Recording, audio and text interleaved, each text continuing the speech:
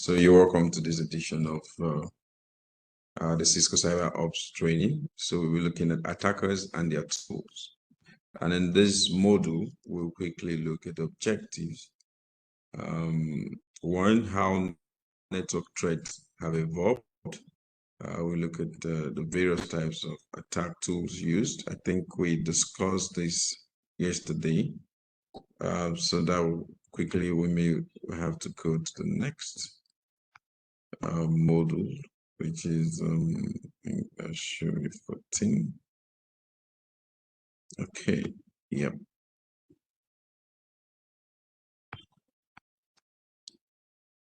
So can you see my screen? So we're looking at common threats. Actually not. Attacks. Can you see my?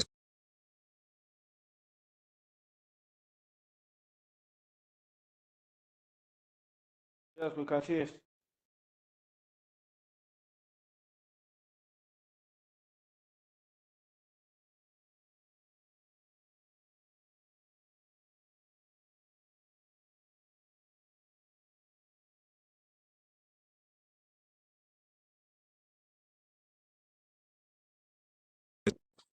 So we can all see the screen, right? Yes, you can see your screen, sir. Yes, you can see your screen, sir. Oh, thank you very much. So we're looking at common threats and attack.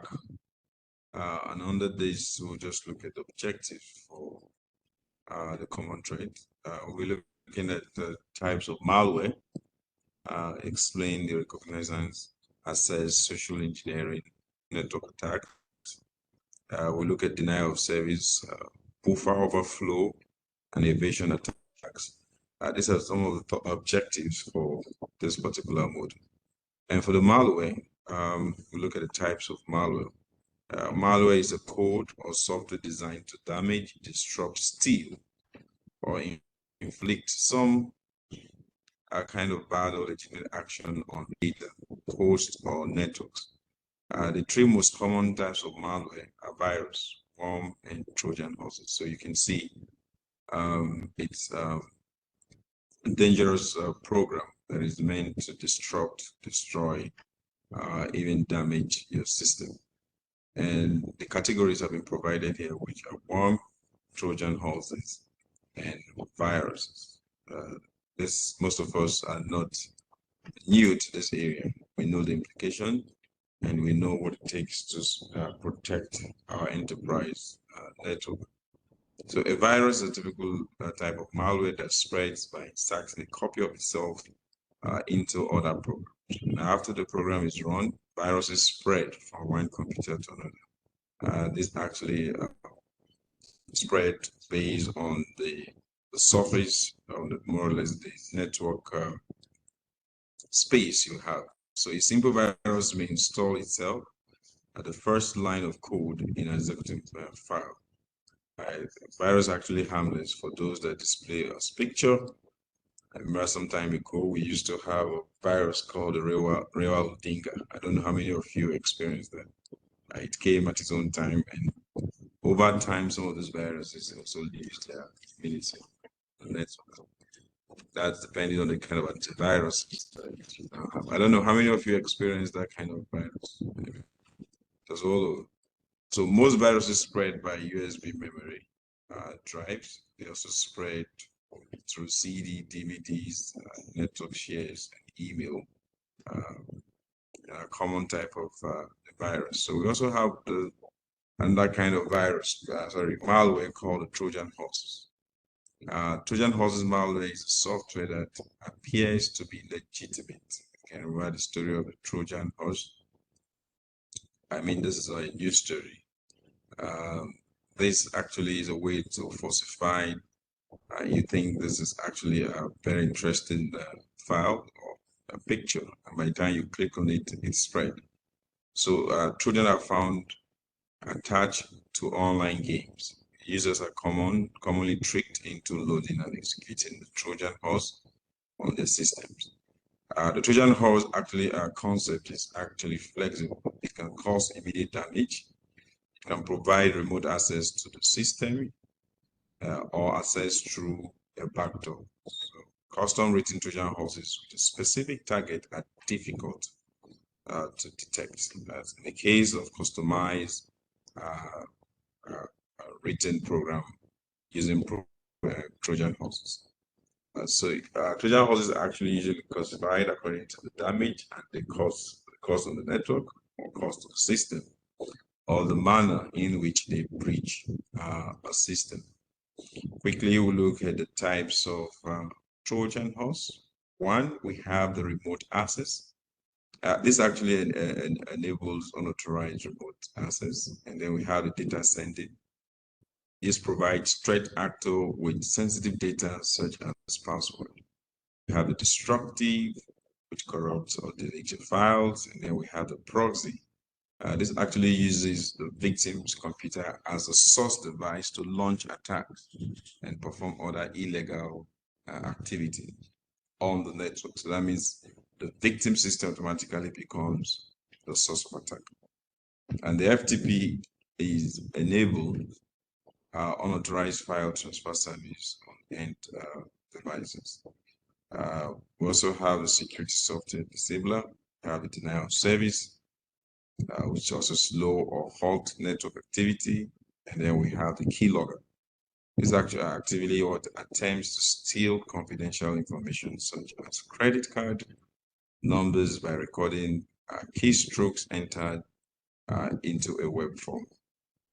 So you can see the number of types of Trojan malware, the type of malware. Then we have the worms. For worms, they are similar to viruses because they replicate themselves by independently exploiting vulnerabilities in networks. So worms also slow down your network. They run without a host program. Once the host is affected, the worms spread rapidly over the network. In 2001, the code actually read worm had initially affected over 658 servers. So you could see how the worms spread. So that tells us the effect of worms on our network. It also has some strong effect on your SQL. In this case, we're talking about a database now. And then also the number of infected servers doubled in size every 8.5 seconds in terms of its spread. It affected, you can imagine that spread. So as long as you have the network all connected, you're sure to have a spread of these worms. It's essential for organization to implement a security policy requiring updates and patches to be able to apply in a timely fashion. So you need a very high level of updates for patches in order to push the immunity of the operating system. And you need to click this on your curriculum because or directly on the data card to view the spread. So one component, the trick one component as follows. We have the enabling vulnerability. In this case, the worm installed itself using an exploit mechanism, such as email attachment. And then we have the propagation mechanism. In this case, after getting access to a device, the worm will replicate itself and locate new target from your own system. Like we said, this case can also use your system as a source to another system and on until it's been spread. So the payload, which is another component, actually is malicious code that result in some action. Is a payload. Most often it is used to create a backdoor that allows a threat actor to access the infected host or create a DDoS attack. So you can imagine this actually creating a backdoor to threat actors to carry out unauthorized access to your system. So the one component actually self-contained program that attack a system to exploit a known vulnerability. Upon successful exploitation, the worm copies itself from the attacking host. So you could see the effect of worm on our network. So the ransomware is another threat actors, very common This actually is a malware that denies access to the infected computer system with data. Ransomware also uses an encryption algorithm to encrypt files and data. Email and malicious advertising, also known as malvertising, are also vectors for ransomware campaigns. Social engineering is also used when criminals pretending to be security technicians make random calls at homes and persuade users. In this case, you see where somebody begins to ask you questions about your birthday, questions about your size of shoe and all that. Most times they get all this information to be able to make some prediction or have a way to assess your system. So other malware includes scareware, phishing, rootkits, spyware, hardware. So they all belongs to malware. And some of them also you can see them as type of social engineering. So common malware behaviors is computers infected with malware often exhibit one or more of the following. These are some of the behaviors that you will notice with malware infection. Appearance of strange files on your system. Antivirus and firewall programs are turning off or reconfiguring the settings. You've seen that happening. System, computer screen is freezing or system is crashing. These are some of the attributes that you will notice when your system is infected with malware. These are the behavior of the system. Increased CPU and memory utilization or usage that you can see when you actually using the task manager. You can actually go to processes and you see that probably a chunk of your CPU has been used for such infection.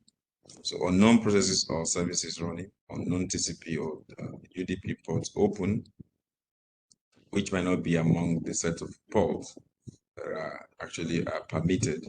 So connections are made to host on the internet without user actions. Strange computer behavior. So there's a lab anatomy of malware, which we need to play. And quickly we look at the common network attacks in terms of reasons, access and social engineering. So types of network attacks, what are they? 1, recognized attacks. 2, access attacks. 3, DOS attacks. So we're talking about the DOS, we're talking about denial of service attacks. So for the recognized attacks is the information gathering information. The threat actors uses this attack to actually unauthorized discovery and mapping of systems, services, or vulnerabilities of system. So recognize attack, seed attacks, access attacks, or DOS attacks. It's what we say precede in this case. It's more of these. It has a very high devastating effect as compared to the access attacks, the DDoS attacks. So for regular attacks, let's look at the techniques used by malicious threat actors. What are the techniques they use? 1, they perform an information query of the target to know who, get to gather more information. Remember, we said this is all about gathering information, including Google search, organization website, who is, and all that. So initiate a ping sweep of target network. And also they initiate a port scan of active IP addresses. They also run vulnerability scanners and run exploitation tools. All these are just to use to gather information and conduct some kind of attack against your network. Recursive attacks, we're looking at internet information queries. And these you can click to play in the figure to view the animation of the threat actor using voice command to find information about the target. And all this is just gathering information about the target and trying to exploit the target. But they also perform port scanning to also see, look at the vulnerability on the network and discover active IP addresses using Nmap. And so you play the video to be able to initiate a ping sweep, port scan of active IP addresses, run vulnerability scanners, and then run exploitation tools. And secondly, we look at access attacks. Access attacks exploit known vulnerabilities in authentication services. Your FTP services, web services, to gain entry into a web account, and also to a confidential database and other sensitive information on your network. And under this, we look at password attacks. Threat actors attempt to discover critical system password using a variety of password cracking tools. So many password cracking tools exist online. Remember, even these days of AI, you can use that also to do a lot of guess on your password. And then spoofing attacks. The threat actors device attempts to pose as another device by falsifying data. So common spoofing attacks include your IP spoofing, MAC spoofing, DSP spoofing.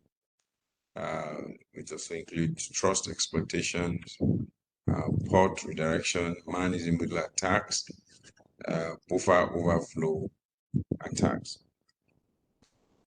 So still on access attacks, you can see the trust exploitation example. When you click this, you can actually play from your curriculum. That's if you log into the data card. And then the port redirection example is an example that shows a threat actor using SSH, which is port 20, to actually connect to a compromised host. So once the host is already compromised, hence the threat actors can use telnet port 23 to access it. The man-in-the-middle attack example, you can see it tries to intercept between the server and the traffic from the system. And then the buffer overflow attack shows that the threat actor is sending many packets to the victim in an attempt to overflow the victim's buffer. So that actually explains that. And then you need to watch this video for social engineering attacks. And for social engineering attacks, you can see a list of examples of social engineering. Remember, it's an access attack that attempts to manipulate individuals into performing actions or divulging into confidential information. That's what social engineering is all about. So when you've been manipulated, when you've been,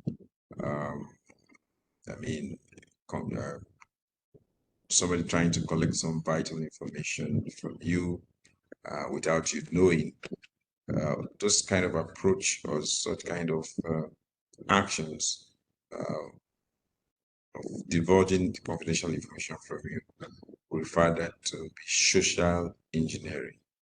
In some cases, some people look at social engineering from the context of engineering, but it's not. It's all about performing actions or divulging information from individuals with attempt to manipulate such a person. And that is then used as an attack eventually. So we have different types. We have texting, phishing, spear phishing, and have spam. And also we have something in this case. This is when a threat actor requests personal information from the party in exchange for something such as a gift. And then we have baiting, we have impersonation, we have tailgating, we have shoulder surfing, and dump diving. These are the different types of social engineering attack. And the social engineering toolkit was designed actually to help white hat hackers and other network security professionals to create social engineering attacks to test their own network. And so we have a set which is like a toolkit to enable you carry out this test, just to know, just to help you check on how vulnerable your your network could be. So enterprise must educate their users about the risk of social engineering and develop strategies to validate identities over the phone, by email, or in person. So strengthening the weakest link. Cybersecurity is as strong as its weakest link. The weakest link in cybersecurity can be personal. Within an organization, of course, you agree with me, it can be in-house attack, and social engineering is a major security threat. So one of the most effective security measures that an organization can take is to train its personnel and create a security awareness, more or less, culture within the organization. So there's a lab actually which requires you to do some research, identify ways to recognize and prevent social engineering. So let's quickly look at network attacks from the perspective of denial of service, buffer overflows, and evasions. So we know what DDoS is. In this case, you have your network being flooded by necessary packets, all just to frustrate you and take advantage of your network while they carry out exploitation.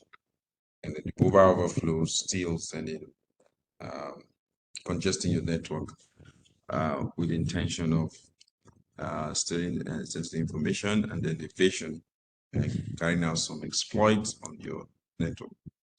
So you need to play this video for you to look at the techniques used for denial of service, overwhelming quantity of traffic, malicious formatted net and traffic to your network, and the technique used in the display of service attack, which is like the zombies.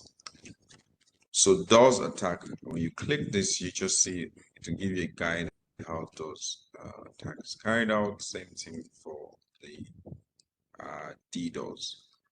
Once you click that, like I said, you can get this directly on your account once you log into the card. So DOS and DDoS attack. So a denial of service attack creates some sort of interruption in your network service to users, devices, or applications. So the two types of DOS attacks are exposed. We have the overwhelming quantity of traffic. In this case, the instructor will just send an enormous quantity of data at a rate that the network host application cannot handle.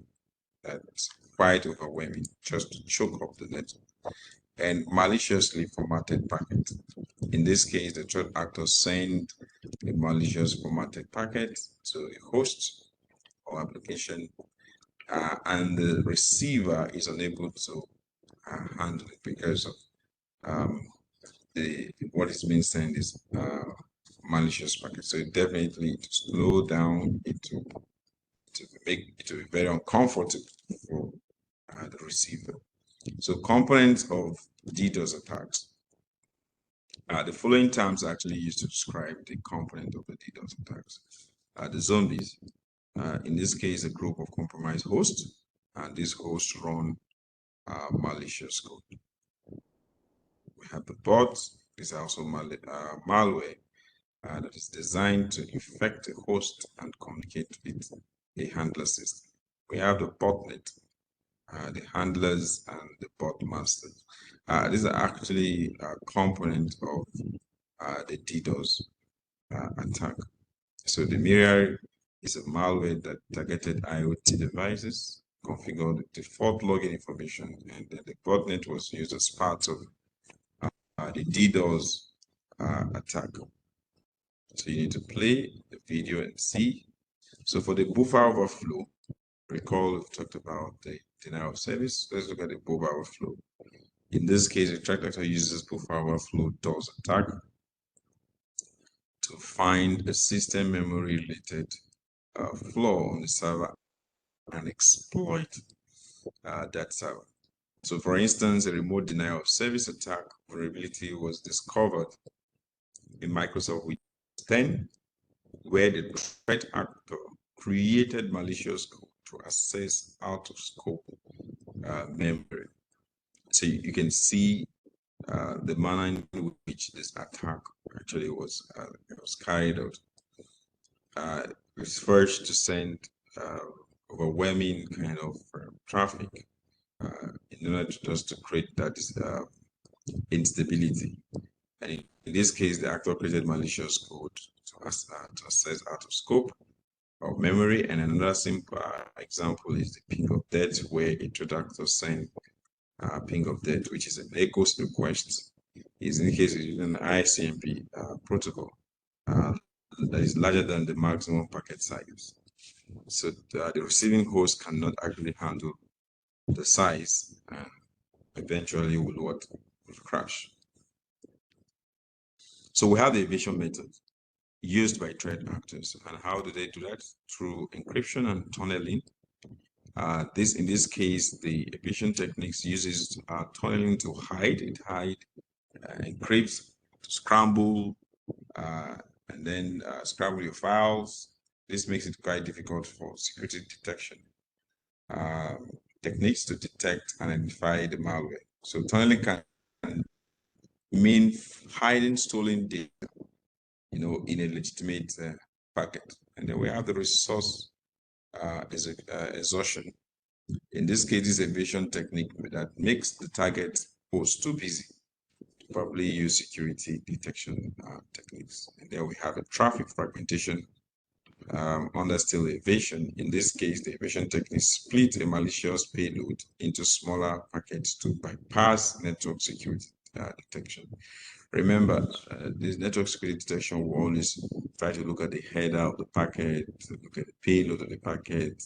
There are a lot of checks that will be done. So in this case, this is one of the security threats, that the payload is becoming smaller in order to just like somebody who realized the size of the gate to your house and decide to use use somebody who is quite maybe thinner, smaller to be able to pass through. So the packet, everything has been defined such a way that to be able to pass through the network. But then in this kind of evasion technique is to split the malicious payload, but finally it will reassemble, and attack will still be launched against your network. And then we have the protocol level misinterpretation. This evasion attack also occurs when the network defenses do not properly handle features of a PD, like a checksum or your time to leave value. This can trick a firewall into ignoring packets that it should actually check numbly.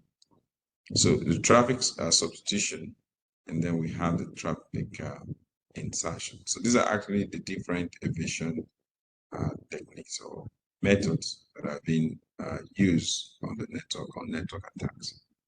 Like we said, there are 3 of them.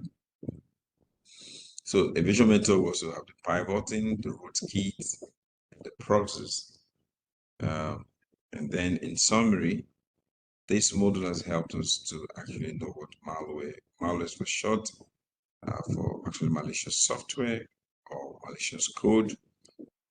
And then also made us understand that most viruses spread through USB, through your CD-ROM, through DVD. They also spread by your network, and also the model that enables us to know the Trojans are found in an online games. They are found in some kind of attractive, legitimate, maybe pictures in different file formats that seems to be very attractive. So 3 common types of malware we looked at was virus, worm, Trojan horse. We also discussed the threat actors can also attack the network from inside. That means you can have some kind of inside attack, and then the content attack precede access or does attack. And then access attacks exploit known vulnerabilities in authentication services, FTP services, and then web services. So the DOS attacks, denial of service attacks, create some sort of interruption of network services to users, devices, or applications. So with this, we've come to the end of 14, and this actually gives us a clear understanding of common threats and attacks that we have on our network. So there are questions, you can raise your hand, and then I can invite you to let us know what your concerns are on that. So are there questions in that direction? So let me bring up the next module. Like I could see very few of us actually doing the online assessment. Some folks haven't even done one since the beginning. So I keep wondering how they're going to catch up with this. So we're going to look at network monitoring and tools. Network monitoring is good. Network monitor network on a daily basis. You can imagine if you don't monitor a network, how best can you protect the network? So it's quite important to monitor our network.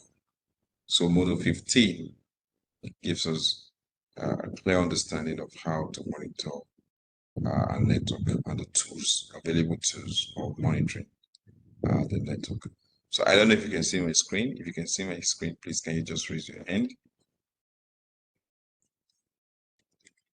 Oh, lovely. Thank you, Jonathan. Thank you. Nadia, you can see the screen. So we'll just go ahead and look at the objectives for this topic.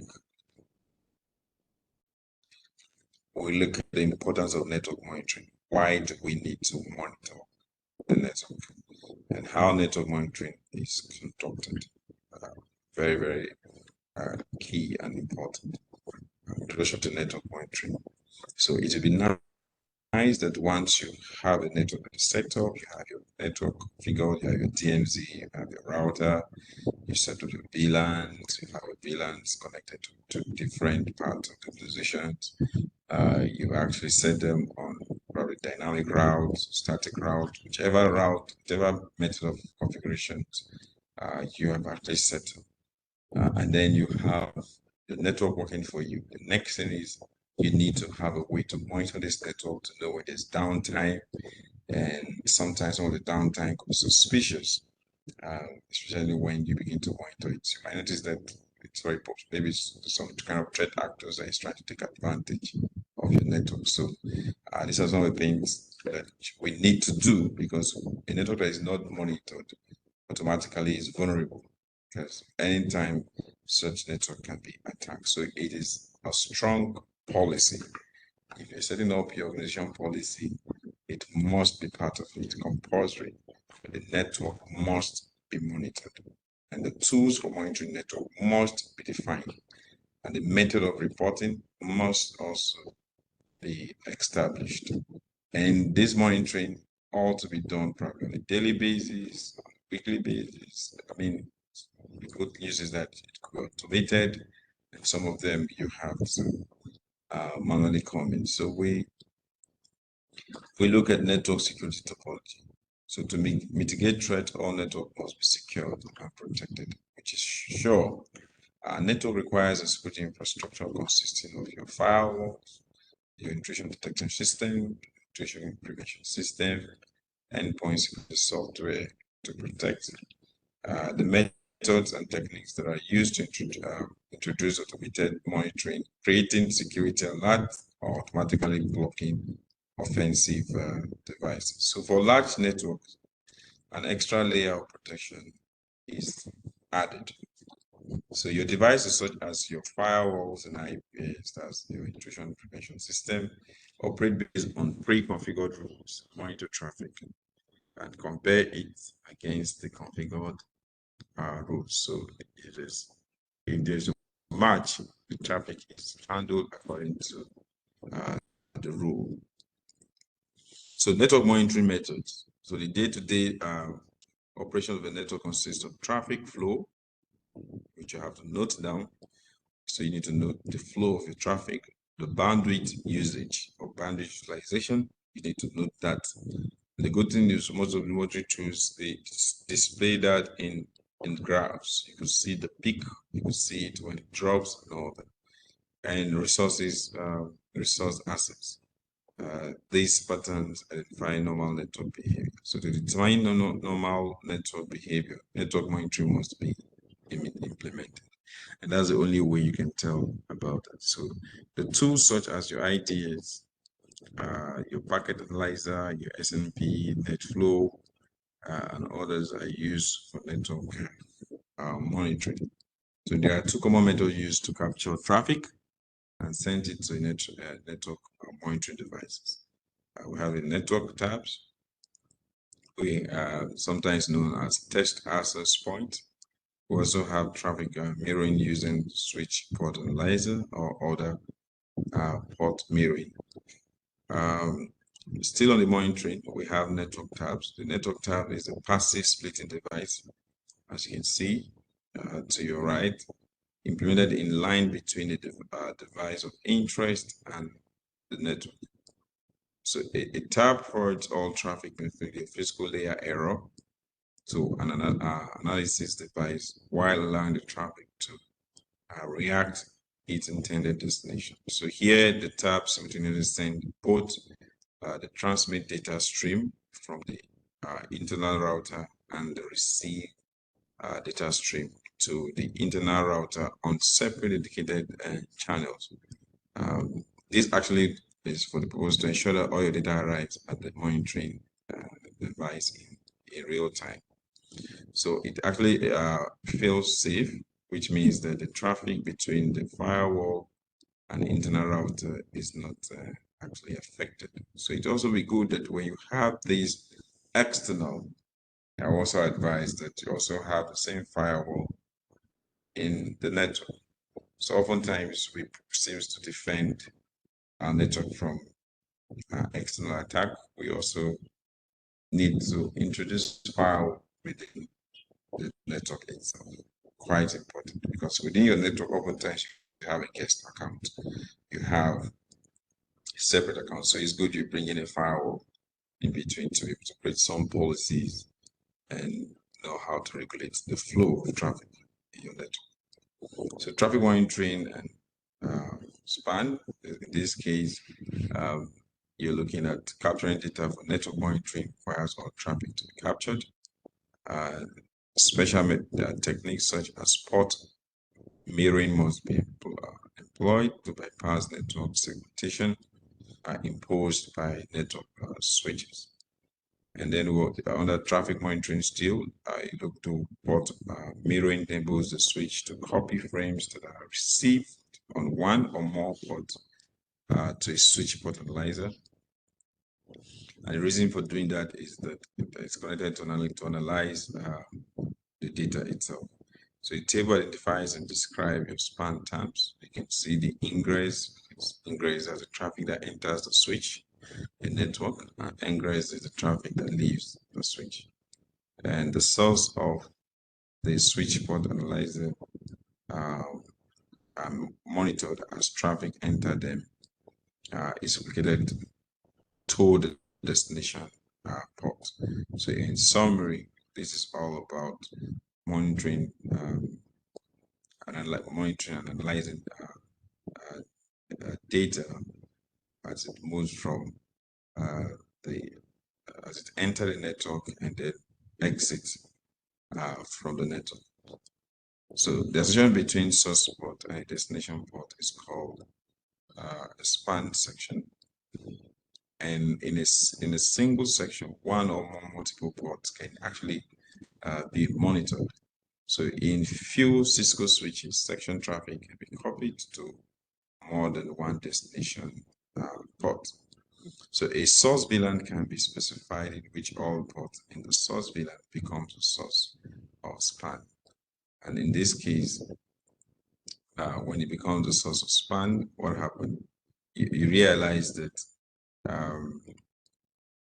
the span itself, like we said, is associated with your source port and your destination port section. So the relationship between the two. So in this case, when the VLAN can be specified, we're talking about the VLAN either from the source or the VLAN at the destination.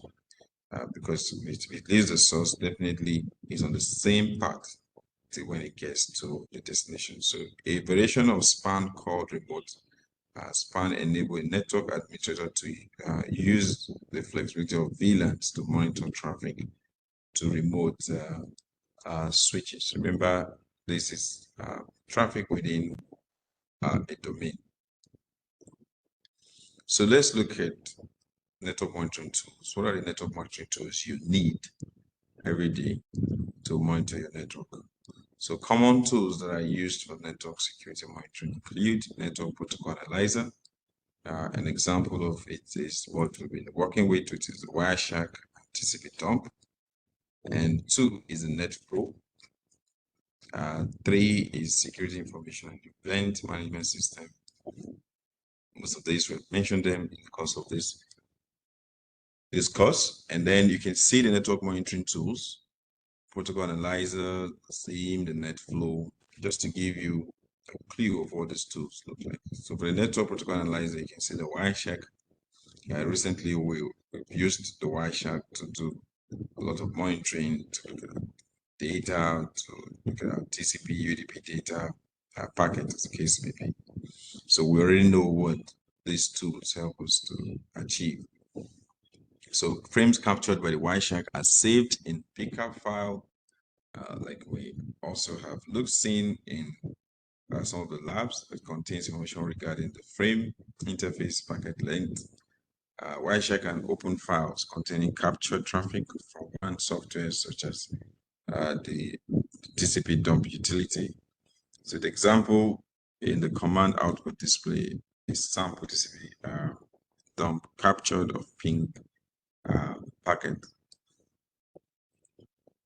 So NetFlow is another very useful network monitoring tool. It's actually this is Cisco iOS technology that provides 24/7 statistics of packet that flow through a Cisco router or a multi-layer switch. This is actually Cisco own monitoring tool.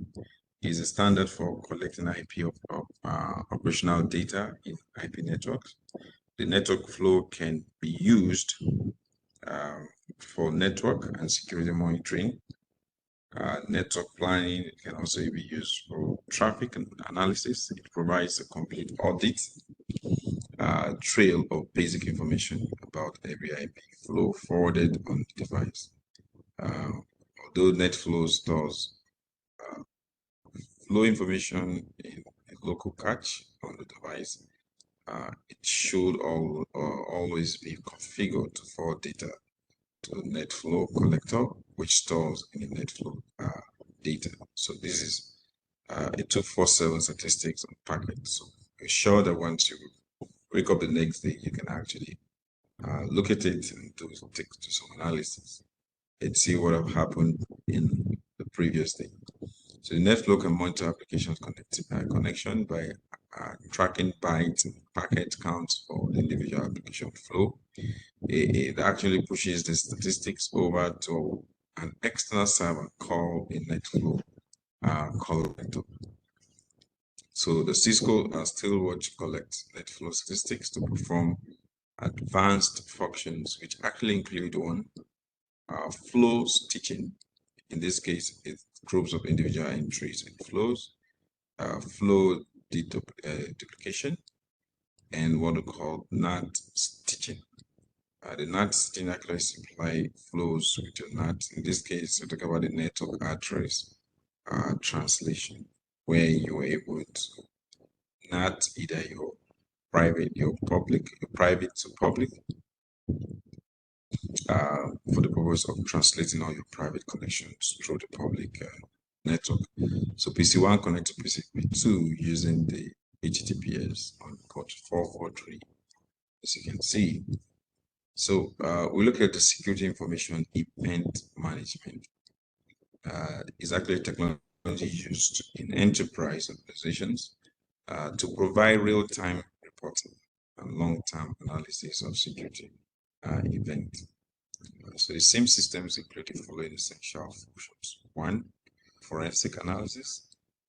2, correlation. 3, aggregation. And 4, reporting. The forensic analysis is actually the ability to search for logs and records from source and provide complete information for forensic analysis in case some kind of eventuality where there's theft or stolen data within the organization and investigation is being carried out. And for the sake of correlation, it's actually examine the logs and events from different systems or application, speeding detection of and reaction to security threat. For the aggregation, it has to reduce the volume of each data, and then consolidating the duplicate even records, while reporting present the correlated and aggregated event data in real time. So here we can see what the security information event management as a tool technology. And the good thing is that there's a lab also that also displayed this. So I think this also helps us how to use it. So the SIEM provides details on the source of suspicious activity, and the SOAR, which is security orchestration, automation, and response, enhances SIEM. So the SOAR helps security teams to investigate security incidents and enhance data gathering and a number of functionalities that aid in security incident response.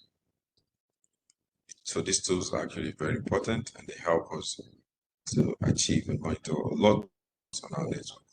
So an open source product called Security Onion includes the ELK suite for SIEM functionality.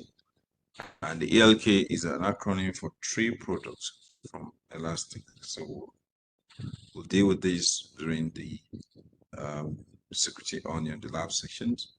We look at the Elasticsearch, which actually are document-oriented full text search engine. And then we look at the Logstash, which is pipeline processing system. This actually contains input to output with optional filters in between them. We have the Kibana. This is actually browser-based analytics and search dashboard for Elasticsearch. So Kibana actually provide that dashboard interpretations. And then the SolarWinds Security Event Manager and Splunk Enterprise Security are 2 popular proprietary SIEM systems used by SOCs. That is software operating centers. So the Kibana on the Logstash, Elasticsearch, all that, work with them when we discuss working on security Onion. And there's a packet tracer here also for logging network activity. So you do the following: intercept credentials using a sniffer device while observing an FTP section. An exchange of 6 log messages will also be intercepted by sniffer device. So we have a packet tracer here. Please use this packet tracer and also send to me. And let's see that you practice it. In summary, this module has actually helped us to mitigate threat. All networks should be secured and help us understand how protecting defense in-depth approach. It has also required a security infrastructure that consists of firewall, IDS, IPS, that's intrusion prevention system, and endpoint security software. So a cybersecurity analyst needs to review all alerts and that are generated by network devices and validated. He has to do that all the time. Tools such as IDS, packet analyzers, SNP, NetFlow, and others are used to determine normal network behavior. So 2 common methods that are used to capture traffic and send to network monitoring devices are network tabs, traffic monitoring using switch port analyzer. For the switch port analyzer, we'll talk about traffic analyzer and all that. We did mention the Wireshark and other port mirroring. So these are most of the things we discussed under this module. And the good news, like I said, is that most of the tools, some of them we started using them already. But as we get into the Security Onion, we use a lot of them. So that actually brings us to the end. And then we also look at the common tools that are used in network security monitoring. We look at network analyzer that are used to capture traffic, network flow sensors is Cisco iOS feature that provides the 247 statistics about the traffic that flow through a Cisco router or a multi-layer switch. So it can be used for network and security monitoring. It can be used for network planning and traffic analysis. And then we have the SIEM is a technology that actually we said is used to provide real-time reporting and then your long-term analysis of security event. So these are the highlights of what we've discussed so far. At this point, I'll pause and ask if there are questions. If there are no questions, then we'll just quickly look at model 16. I will introduce model 16, and then we can move on. Pause for the day, and then discuss that in the next section. But then please try as much as possible to keep working on the labs, and then let me know your challenges as it were, so that we can be able to move on the same page. So I'll introduce model 16. Model 16 has to do with attacking the foundation. And under this foundation, we need to look at the objectives. The objective here is one, explain the IPv4, IPv6 header structure, which is IPDU details, and then IP vulnerabilities, how IP vulnerabilities enable network attacks, and TCP UDP vulnerabilities, how TCP and UDP vulnerabilities enable network attacks. That tells you there are lapses, there are loopholes with IP, TCP, and the UDP. The IP PDU details, what we call the PDU, what we call the protocol data unit, details of the IP. IP was designed as a layer 3 connectionless protocol, which you all agree provides the necessary functions to deliver a packet from a source host to a destination host over an interconnected system. Your IP makes no effort to validate whether the source IP address contains a packet actually. So it is media independent. For this reason, threat actors can send packets using a spoofed source IP address. Also, threat actors can tamper with the other fields in the IP header to carry out the attack.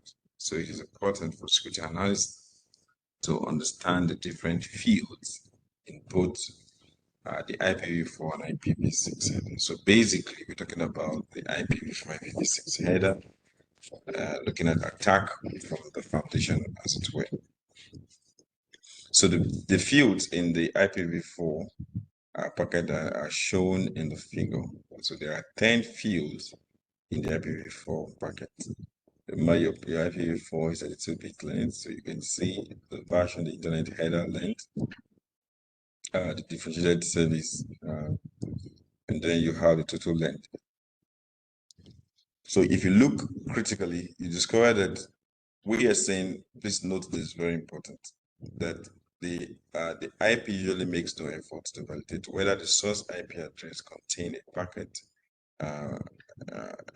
actually come from the source. So it does not really tell whether it comes from the source. So I mean, it does not really play that role of identifying,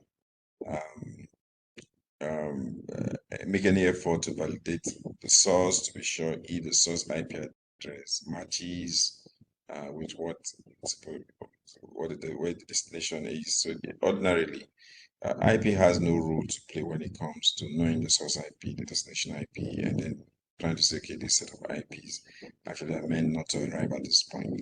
So with that, the attackers can actually spoof and create a falsifying IP address. Of course, looking at the header. So we are saying the security breach here is the header itself. So you can see this that actually happened at the first byte. Remember, this is 4 bytes, and this 4 byte gives 52 bits. So the first byte is where you have the header of the IPv4. So let's look at the field. For the version, we said it contains 4 bits.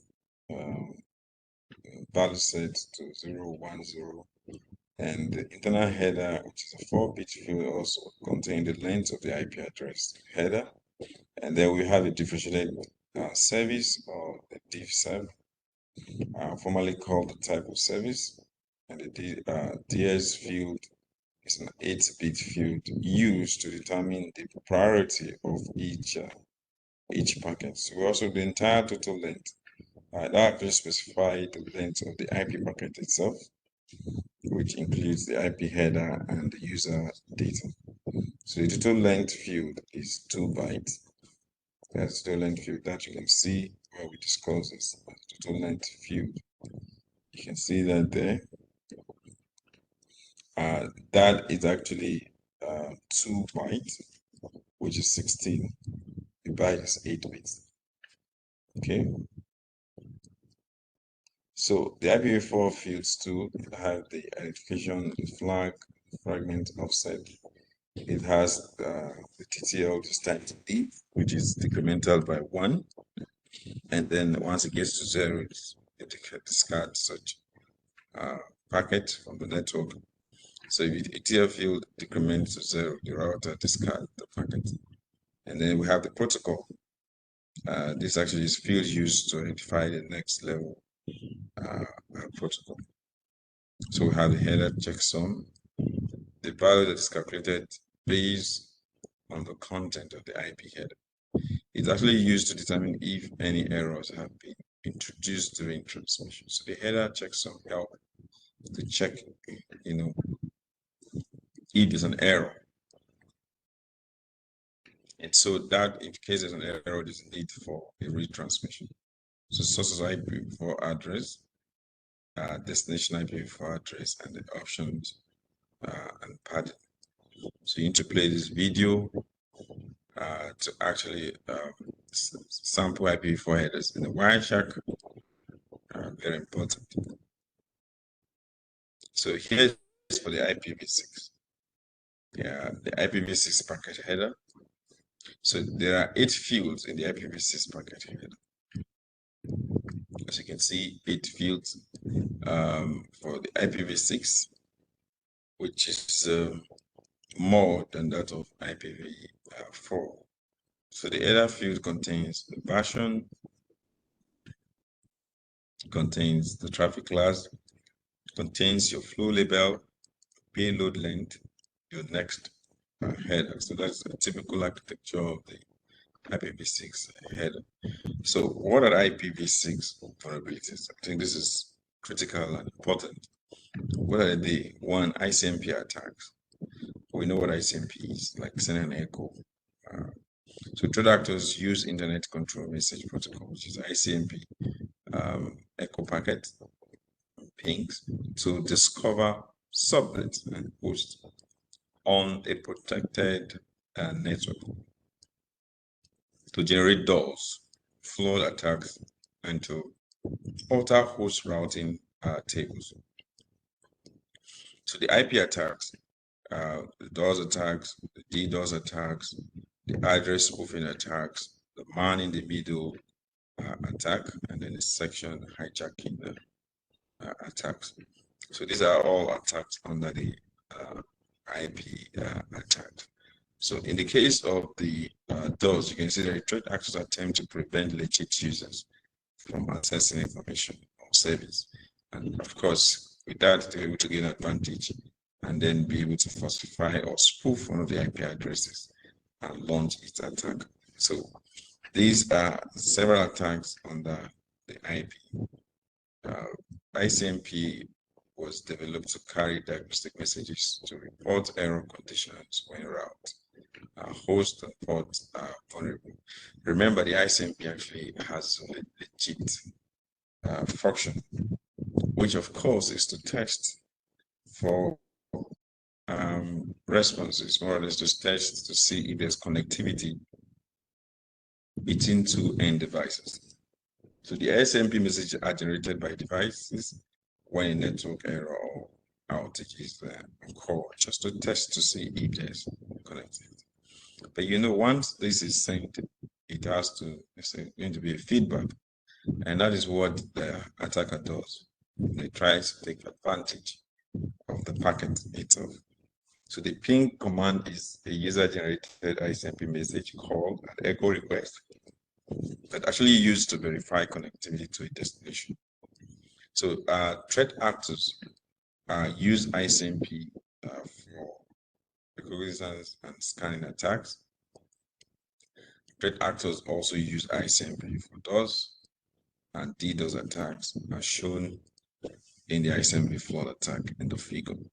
So you can see they use ISMP, they use the DOS just overwhelm the network. And of course, when the network is overwhelmed, what it's trying to do is threat it to be unusable, and with that, it can be able to spoof through the network.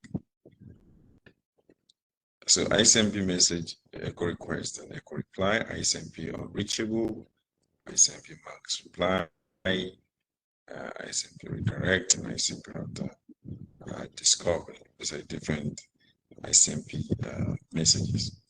So there's a need to play a video. So amplification and reflection attacks. Threat actors often use some kind of amplification and reflection techniques to create those attacks. As you can see from the figure to your right, the figure actually shows how an amplification and reflection technique called a spoof attack is used to overwhelm a target host. And remember what we talked about those. It's all about overwhelming the host. So the application is, in this case, is the threat actor forward ISMP echo request messages to many hosts. These messages contain the source IP address of the victim. And the reflection here is that the host all reply to the spoofed IP address of the victim to overwhelm it once it is identified. So threat actor also uses resource exhaustions attacks. So you see the implication of the application and reflection attacks that is being used by threat actors to it helps them to actually take advantage of the victim by overwhelming the network with unnecessary packets.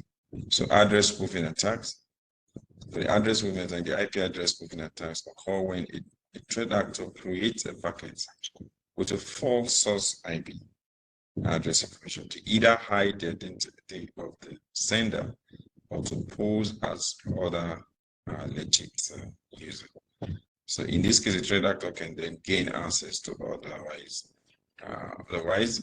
inaccessible data, or he'll circumvent security configuration. So spoofing is usually incorporated into another attack, such as a spoof attack. So spoofing attacks can be non-blind or blind, as the case may be. So in the case of non-blind spoofing, the threat actor can see the traffic that is being sent between the host and the target, and once it sees that, what happened, the threat actor uses non-blind spoofing to inspect the reply packet from the target victim, and non-blind spoofing determines the state of the file and sequence number prediction.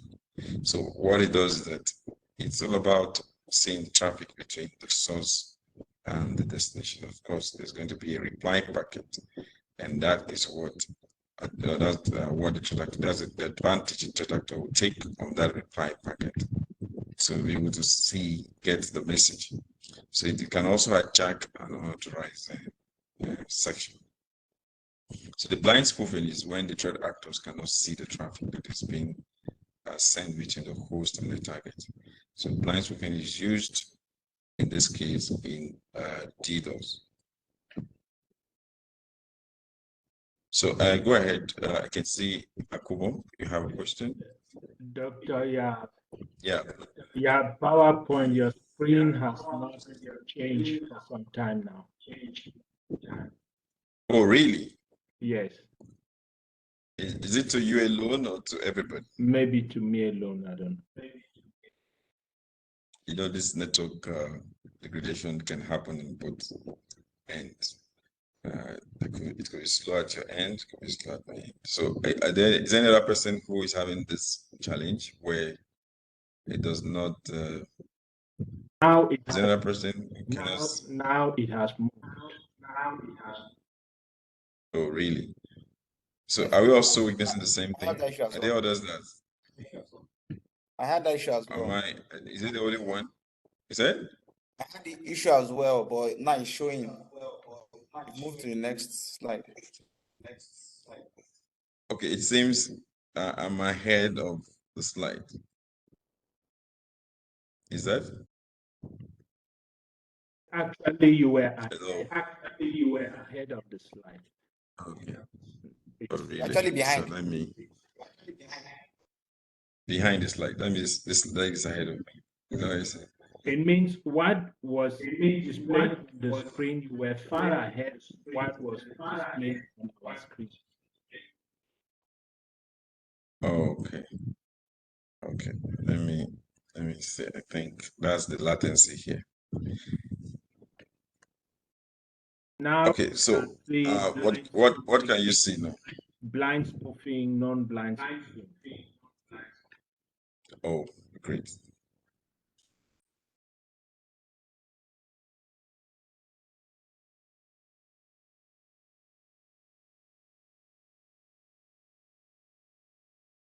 Hello. Where we Yeah, use sir. we are here. Yeah, yes, I'm sure. Fine. Oh, okay. So we can go ahead. Yes, yes. Okay. So still on the address spoofing attack, MAC address spoofing attacks are used when threat actors have access to the internal network. So you can answer the reason why I said to also be. Bullis, you have a question? I can see you raising your hand. I don't, sir. I can see your hand, so that's what max. Okay, my Okay, hands are so up. okay, so we say the threat actors after the MAC address of their the threat actors after the MAC address of their host to match another known MAC address of a target host as shown in the figure. So they use these threat actors to have access to the internal network, and that's the reason why I said it also be important and necessary to always create within the network itself. You bring in some kind of firewall, very, very important. Long before now, I always feel firewall should be, uh, I mean, in between the source of your network and your router. But as time goes on, I realize that it's very important that you also introduce firewall within the internet network and create some lot of policies within too. But of course, while you're doing this, you must remember that your network must be available and you must not create unnecessary bottlenecks and make it so difficult for people to use. So, because when it comes to cybersecurity, trying to implement a lot of solutions to restrict unauthorized access, you have to be careful so you don't make the network unavailable. So the attacking host then send a frame through the network with the newly configured MAC address. So in this case, it's more like MAC spoofing. So when the switch received the frame, it examines the source MAC address.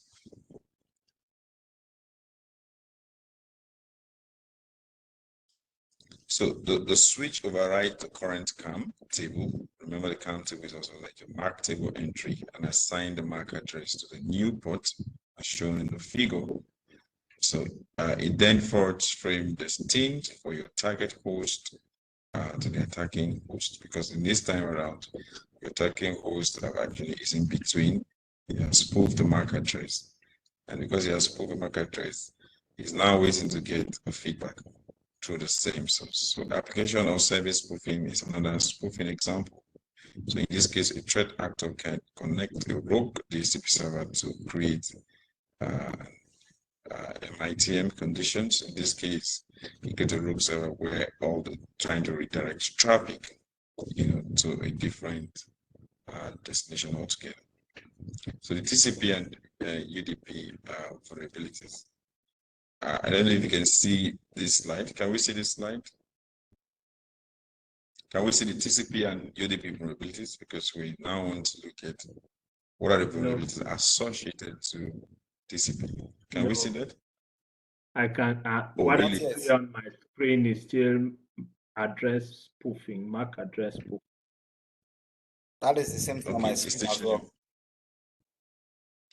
Okay, it's still showing MAC address. Yes. Okay.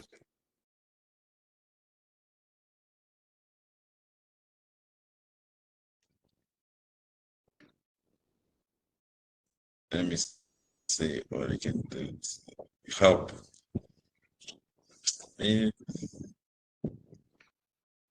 So can we see that now?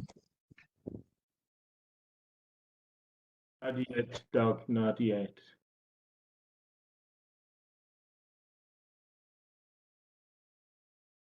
Still address spoofing. Okay, I think you can stop the sharing and start again. Maybe it fix it.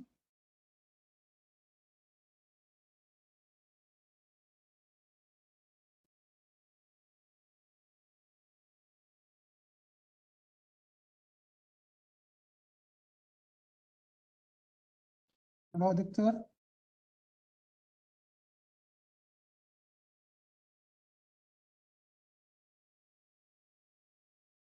Hello. Can you hear me? Yes, just now. Your voice not. Okay. Okay. Can I you want to be sure that Can you- you're actually seeing the slide. We're still in address spoofing attack. So you're not seeing the TCP and UDP vulnerabilities? Yes, no. You can stop the sharing and now yes, TCP segment header.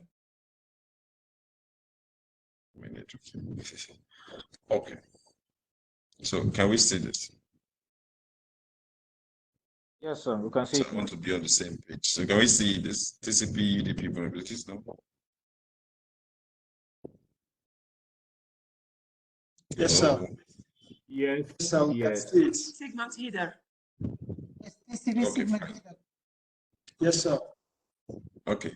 So the TCP segment header, the TCP segmentation information actually appears immediately after the IP header. The fields of the TCP segment. Remember, if you look at it, when we talk about the TCP segment here, we're looking at the connection at the transport layer. So immediately after your IP header comes the TCP segment, and the flag for the control bit field that actually display, as you can see to your right. So the following are the 6 control bits of the TCP segment. What are they? You have the PRG, which is the urgent point field. You have the acknowledgement field. You have the push. You have the rest, the connection. You have the synchronized sequence numbers. And then you have the free, which is no more data from the sender. So this is actually the TCP segment header. Okay, and then the TCP services. So can we see the slide now? The TCP services. I want to see that at least I go the same level with the slide. Yes. Oh, lovely, lovely. I think there's an improvement here. So the TCP and UDP vulnerability. So we're looking at the services for TCP. It provides these services: one, reliable delivery. TCP incorporate acknowledgement, which we know to guarantee delivery. So instead of relying on upper layer protocols to detect and resolve error, if a timely acknowledgement is not received, the sender actually retransmits. We all know this about TCP behavior. So requiring acknowledgement of received data can cause substantial delays. Examples of application layer protocols that make use of TCP reliability include your HTTP, your SSL, your TLS, your FTP, DNS zone transfers, all this. These are actually protocols that make your use of your TCP, make your TCP quite reliable. And then flow control. TCP implement flow control to address this issue. So rather than acknowledge one segment at a time, multiple segments can be acknowledged with a single acknowledgement segment using the flow control. And then under the TCP services, we have the stateful communication. In this case, the TCP anticipates stateful communication between two parties occurs during the TCP three-way handshake. So before data can be transferred using TCP, a three-way handshake, of course, open. We've also seen practicals to demonstrate the three-way handshake.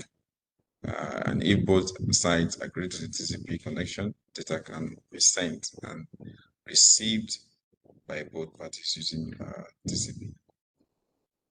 So TCP services. So this is a three-way handshake. So a TCP connection is established in 3 steps. And that you can see sometimes it's synchronized and then received, and when it also been sent back, and then so you can see the server acknowledges the client to server communication between the section, and the initiating client also acknowledges the server, and that's actually what the two-way handshake is all about. So what happened with the TCP here? Let's look at the attack that comes to the TCP. So the network application uses TCP or UDP ports to actually transmit or send information. So it's either you're sending through TCP or you're sending through the UDP. So threat actors conduct port scan in the first place of their device, target devices, to discover which services they offer. So when they do the port scan, of course, you agree with me that the ports runs most of the services we know. So all the sensitive services, through the port numbers, you can tell what is running in those ports. So TCP synchronizes flood attacks. So the TCP synchronizes flood attacks exploit the TCP three-way handshake. So the figure shows a threat actor continuously sending TCP signal section request packets with a randomly spoofed source IP address to a target. And the reason why he's sending this is the target will reply with a TCP acknowledgement packet to the spoofed IP address and wait for a TCP acknowledgement packet. So the target host has too many have open TCP connections, then the TCP service are denied to legitimate users. Why? Because at this point in time, you already have the threat actor sending these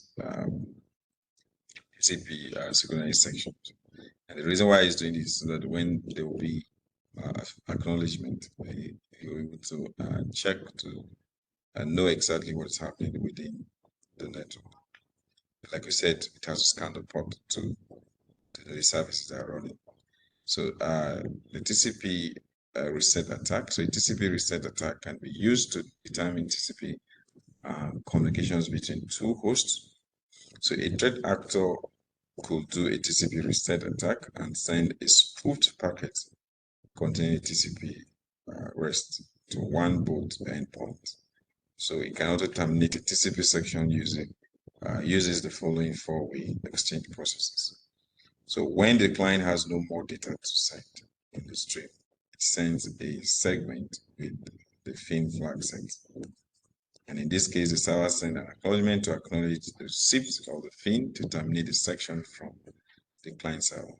So when that happens, the server fills a fin to the segment to the client to terminate the server to client section. Remember, once the fin is sent, it's a way to show that that's the end of that transmission. So the client responds with an acknowledgement to acknowledge the fin from the server. As the TCP section hijacking. In this case, the TCP section hijacking is another TCP vulnerability. In this case, the threat actor takes over an already authenticated host as it communicates with the target. So because now it has been able to tell who the host is and have spoofed the host IP, it's quite easy to begin to receive every other information. So the threat actor must spoof the IP address of one host, predict the next sequence number, and send an acknowledgement to the other host. So if successful, the threat actor could send but not receive data from the device. So you could see here that the UDP segment header and operation. So we've talked about the TCP. Let's look at the UDP. It's actually commonly used by DNS. You agree with me?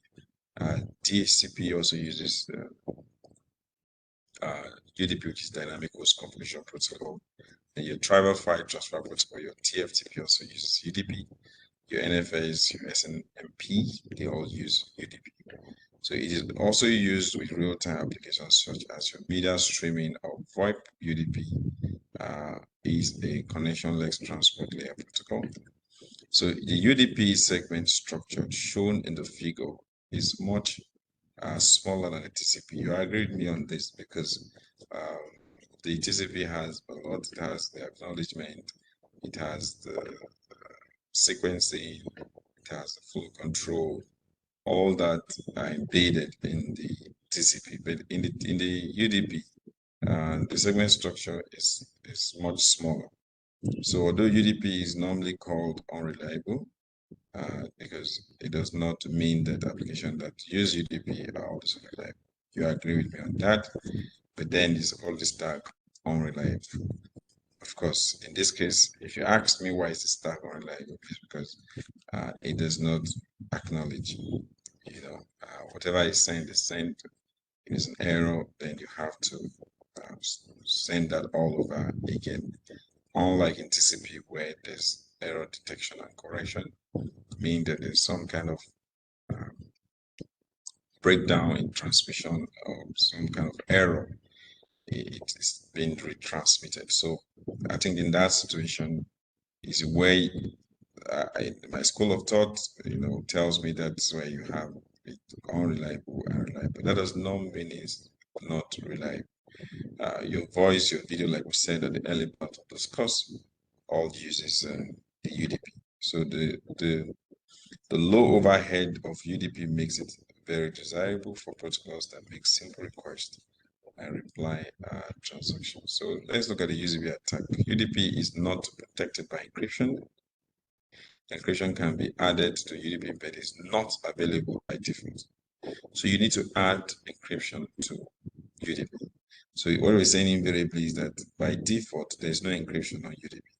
So the lack of encryption means that anyone can see the traffic through your UDP, change it, and send it on its own destination.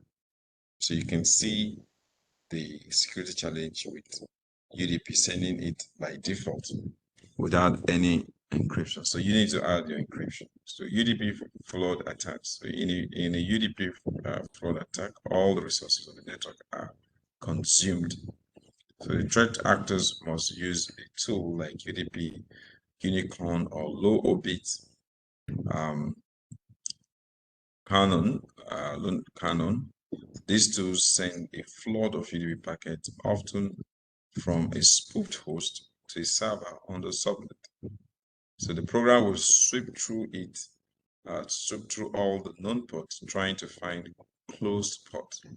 This will cause the server to reply with an ISMP port unreachable message. So as there are many closed ports on the server, it actually creates a lot of traffic on the segment, which is up most of the bandwidth. The result is very similar to a DDoS. You can agree with that. UDP flood attacks is similar to DDoS attack that we've discussed earlier. But one thing I want you to note here is that by default, there's no encryption on your UDP, meaning that every information you transmit via your UDP is actually in clear text, just like your HTTP. Apple has okay, go ahead, raise your hand. Can you want to make? Yes, Dr. UDP is not encrypted, it's TCP encrypted. You said? We are being informed that UDP lacks encryption. Yeah, it lacks encryption. Does TCP has encryption? TCP in the real sense also doesn't really have encryption, but TCP gives room for remember your HTTPS, for instance. Are you following what I'm saying? Yes. Your HTTPS is on your TCP. Am I correct? Yes. HTTPS uses encryption. So you see, it gives room for encryption. Okay. in as much as your HTTP is still on your TCP, but which is not encrypted. Am I correct? So you can see here that, but then it gives room for encryption. So you have a lot of protocols under your TCP that are encrypted. But here we're saying that the UDP is not protected by any encryption. I don't know what I'm saying. So meaning that you have to intervene by providing that encryption. So encryption can be added, but it is not available by default.